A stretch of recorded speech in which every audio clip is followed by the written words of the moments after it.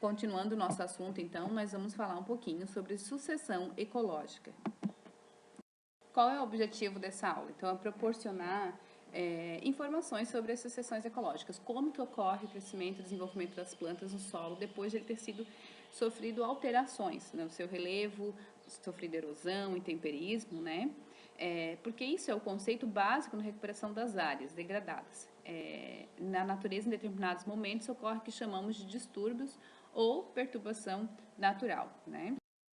Então, essas perturbações, elas alteram a estrutura do ecossistema e modificam a disponibilidade do recurso. O que são essas alterações que a gente chama naturais, né? São secas, enchentes, incêndios, maremotos, ciclones, enfim, vendavais. E depois que acontece tudo isso, a gente precisa recuperar também aquele solo, recuperar o ambiente. E de que forma que a gente pode fazer isso, né? Como que a gente pode estar fazendo essa recuperação? Então, com a sucessão ecológica, que é uma recuperação natural do solo, né? Dependendo do uso que a gente quer ter naquele solo, dependendo do quão rápido a gente quer recuperar aquele solo. Então, porque a sucessão ecológica, ela é um processo lento, tá? Ela ocorre lentamente a instalação dos organismos em um determinado local e que acontece de forma bastante gradual, né? Então, esse processo de sucessão ecológica pode ocorrer de duas formas. A gente tem a sucessão primária e a gente tem a sucessão secundária. A primária é quando o processo de instalação dos organismos ocorre em uma área que estava desabitada antes, né? O estabelecimento das comunidades, ela vai se dar de forma bem gradual. É preciso lembrar que essa área não era ocupada antes, né? Essa é a sucessão primária que nós chamamos. Então, a primeira vez que vai haver a instalação de organismos vivos, desculpa, plantas naquele local, né? Essa sucessão ela vai acontecer aonde? Em áreas que são cobertas por lava vulcânica, áreas áridas, rochas inabitadas, dunas recém-formadas, etc, né? Então, aí vai vir a sucessão primária. Esses conceitos você já deve ter visto lá atrás, lá no início da graduação. No entanto, é extremamente importante relembrar disso para depois a gente montar o nosso conceito completo sobre manejo e recuperação de anos. Depois, isso aqui pode se transformar numa floresta, com outros tipos de planta, enfim, mas eles estão começando a sucessão, estão começando a habitar este ambiente. Lembrando que essa rocha um dia será solo, né?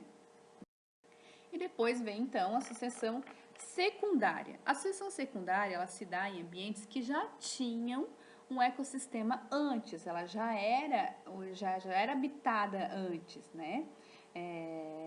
As comunidades, elas já tinham saído do estágio mais desenvolvidos por modificações climáticas, né? Então, quando que vai ser sucessão secundária, então? Apesar de o nome ser sucessão primária e secundária, dá a impressão que uma coisa vem depois da outra, não, são diferentes. A sucessão primária se dá quando num ambiente que não tinha nenhuma comunidade antes, em cima de uma rocha, por exemplo. A secundária, quando tinha e de repente ficou sem, por causa de um desmatamento ou por causa de uma queimada. Então, vem a sucessão secundária, né? Então, é o restabelecimento de uma comunidade naquela sucessão ali. Em locais que teve desmatamento, queimadas, uma fazenda de cultivo que foi abandonada, enfim, né? Então, essa comunidade ela pode ser desenvolvida atingindo o clímax. O que é o clímax? É a perfeição, que a gente chama, né? Quando uma comunidade se torna sustentável. Por exemplo, uma floresta, ela atinge um clímax. Uma floresta que está bem estabelecida atinge o clímax, porque ela se torna autossustentável. Ou alguém de vocês já viu, já comentei em sala de aula, alguém lá adubar uma floresta. Não existe isso, né? Então, ela atinge esse clímax, certo? Então, essa é a chamada sucessão secundária, né? Cada estágio de recuperação é denominado de série, né? Que são seres sucessionais, que vem depois, né? Então, são seres de recuperação do ambiente. Cada um dos seres, eles apresenta características diferenciadas. Por exemplo, algumas árvores só conseguem se desenvolver se a radiação solar for direta, então elas são chamadas as pioneiras, né? porque elas precisam são aquelas que são as mais altas, que a gente chama, né, numa comunidade, são as pioneiras, né, e elas dão início ao processo de recuperação, porque acabam proporcionando sombra para os demais, né, para aquelas que são intolerantes para a luz e precisam de pouca luz para se desenvolverem e germinarem, né. Essas plantas, elas vão dar início ao processo de recuperação, certo? Então, por isso que elas são chamadas de pioneiras. Depois a gente vem as árvores predominantes na vegetação, né? Que são denominadas de climácicas, certo? Elas têm pouquíssima tolerância à luz e durante seus primeiros anos de desenvolvimento. Por isso que elas vêm depois das pioneiras, porque elas ficam protegidas da luz solar pelas. E aí vem, então, um terceiro grupo, que são as secundárias, né? Essas secundárias, elas já necessitam de um pouco mais de luz, mas também não toleram o excesso dessas luzes, né? Essas árvores secundárias, elas são divididas em grupos por diferença de tolerância à luz. A gente tem, depois vem, e aí por último, então, começa a vir as secundárias, até se estabelecer um clímax completo, uma floresta que fica... Depois, a gente tem as pioneiras, que são as que vêm, que precisam de luz solar direta.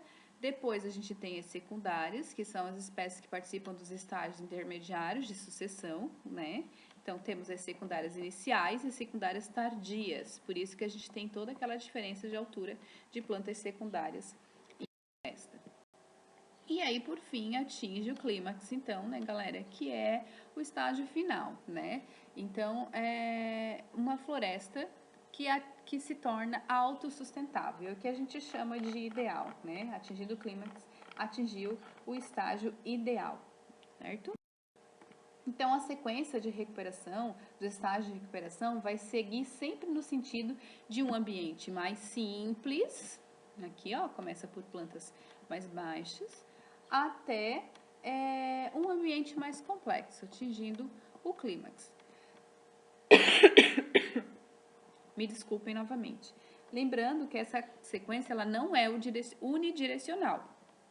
Isso não significa que vai acontecer dessa forma, né, galera? Então, ela pode ser bidimensional, pode ocorrer de vários pontos. Eu posso ter um clímax aqui, prontinho, outra planta aqui se desenvolvendo, outra aqui em estágio secundário, enfim. Então, esse é o processo inicial da recuperação de áreas degradadas. Então, entrando um pouquinho na área da gestão ambiental, que vai ser futuramente aí para vocês, quando a gente encontra uma área degradada, um solo degradado, a gente tem que começar a recuperação dessa forma. A forma de acelerar é a gente estar implantando algumas plantas nativas e frutíferas no local para acelerar, chegar nesse clímax, certo? Mas a forma de recuperação é essa.